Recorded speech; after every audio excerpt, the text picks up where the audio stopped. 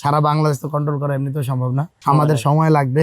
সাবেক এক আওয়ামী লীগের এমপির বাড়িতে চাঁদাবাজির যে অভিযোগ, তো সেই চাঁদাবাজির অভিযোগে আপনারা বললেন যে সবাইকে আসলে নিয়ন্ত্রণ করা যাচ্ছে না। এরপরে আপনারা সারা দেশের কেন্দ্রীয় কমিটি ছাড়া সারা দেশে আপনারা বাতিল করেছেন কমিটিটা।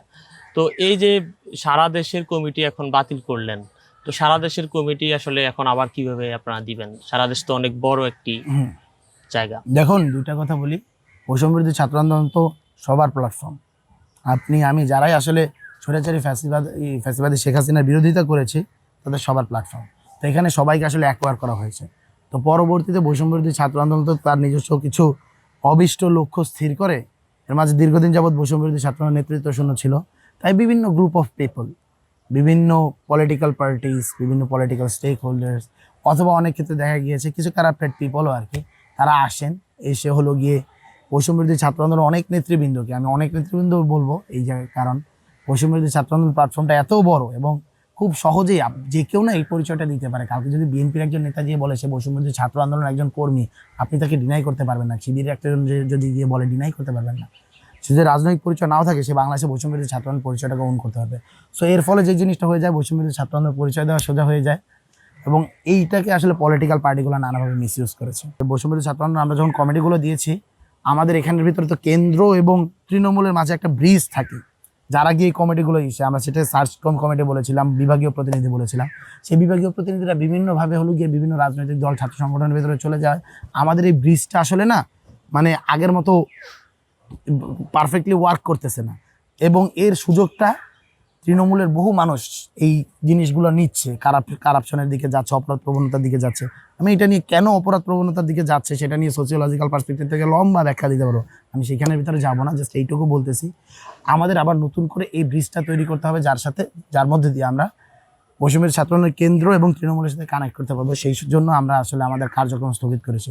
আমরা এখনও কিন্তু ওইভাবে বলিনি যে বৈষম্যের ছাত্র আন্দোলনের সারা বাংলাদেশের সমস্ত কমিটি বাতিল দেশে কার্যক্রম স্থগিত করা মানে হলো আমরা নতুনভাবে পুনর্গঠিত হতে যাচ্ছি।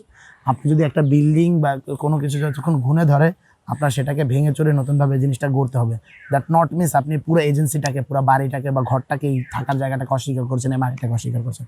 আপনি নতুনভাবে গড়তে যাচ্ছেন, ওই গড়ার জন্যই আসলে এই কাজটা, ওই সুযোগটা, এই সময়টা নিয়ে। যেহেতু আপনারা নতুনভাবে আবার গুছাবেন সংগঠনটিকে, তো এটি কেমন সময় লাগবে আবার পুরোদমে শুরু করতে? কোনো কিছু গড়তে কতটুকু সময় লাগে সেটা তো আসলে কাজের উপর নির্ভর করে। আমি আজকে চাইলে, যদি আমি বলি বৈষম্য বিরোধী ছাত্র আন্দোলন কমিটিগুলো যেহেতু স্থগিত করা হয়েছে, আমি আজকেও চাইলে আবার নতুন করে পুনর্গঠিত করতে দিতে পারি, এবং সার্চ কমিটি করে দিতে পারি যে যাও তোমরা কমিটি একটা দিয়ে আসো। বাট আমরা এখানের ভিতরে সংগঠনের আমরা বলবো যে কোয়ান্টিটি থেকে কোয়ালিটিতে আসলে গুরুত্ব দিতে চাচ্ছি। বৈষম্য বিরোধী ছাত্র আন্দোলনের যে নীতি, নৈতিকতা, আদর্শ, লক্ষ্য, অভীষ্ট, এটার সাথে যারা আসলে একমত, ওই মানুষগুলোকে আমাদের আসলে ছাঁকনি দিয়ে ছেঁকে নিয়ে আসতে হবে। এবং বৈষম্য বিরোধী ছাত্র এই ব্যানারটা যেহেতু অনেক বড় ব্যানার, এই ব্যানারের মধ্যে দিয়ে আমরা সবাইকে অ্যাকোয়ার করেছি বা অ্যাকোয়ার করার চেষ্টা করেছি। তো অনেকগুলো ভুলভাল লোকজন যারা আসলে আমাদের সাংগঠনিক জায়গা থেকে ওন করে না, যারা ওই বৈপ্লবিক চিন্তাটাকে ওন করে না, যারা আসলে যা স্বৈরাচারী শেখ হাসিনার পতন ঘটলে তাদের কোনো একটা রাজনৈতিক দল, তাদের পছন্দের রাজনৈতিক দল বা তারা ক্ষমতায় আসবে, এই কারণে এখানে এসেছে এবং বর্তমানে বৈষম্যের ছাত্র আন্দোলনকে বিতর্কিত করার চেষ্টা করা হচ্ছে এইরকম এজেন্ডার মধ্যে দিয়ে আছে। এই মানুষগুলোকে আমরা সরায় দিয়ে একটা ক্লিন, স্বচ্ছ জায়গা করতে চাই। এবং আপনি জানেন বাছাই প্রক্রিয়া একটু তো সময় লাগবেই, বাট আমরা অ্যাজ আর্লি অ্যাজ পসিবল এই কাজটা করার চেষ্টা করবো। এটা কি আগস্টের 5 তারিখের আগে হবে? এটা আগস্টের 5 তারিখের আগে হওয়া মানে, আমি যদি, আপনি কোশ্চেনটা করছেন সারা বাংলাদেশে আগস্টের 5 তারিখের আগে সবাইকে ছাঁকনি দিয়ে শেখা সম্ভব না। আপনাকে যদি আমি বলি যে আমরা এখানের ভিতরে দুজন মানুষ আছি, আপনি এই দুজন মানুষ সম্পর্কে দুজন কতটুকু ভালো বা খারাপ আগস্টের 5 তারিখ হতে সম্ভবত আর কতদিন, 1 সপ্তাহের মতো আছে। এই 1 সপ্তাহের মাঝে আপনি আমাদের দুজন মানুষ সম্পর্কে পূর্ণ অবজারভেশন দেন, সম্ভব না। সো সারা বাংলাদেশ তো কন্ট্রোল করা এমনিতেও সম্ভব না।